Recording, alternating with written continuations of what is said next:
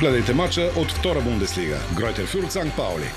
19 август събота от 14 по Диема Спорт HD и Диема Спорт 4K.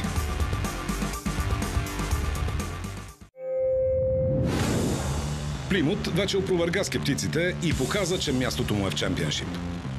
След домакинския успех на Хъдърсфилд, следващото препятствие на Хоум Парк е от свръхвеличина.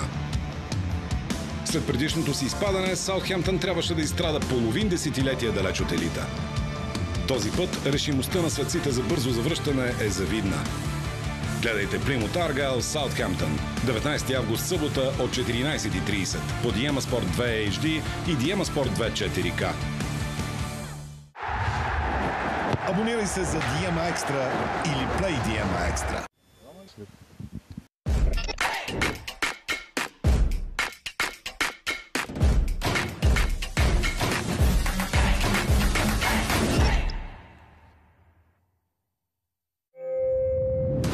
През пролетта Хофенхайм трябваше да трепери, но 16-тия пореден сезон в Бундеслигата предстои.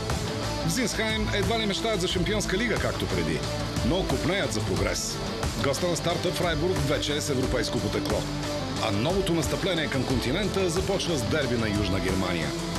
Гледайте Хофенхайм Фрайбург.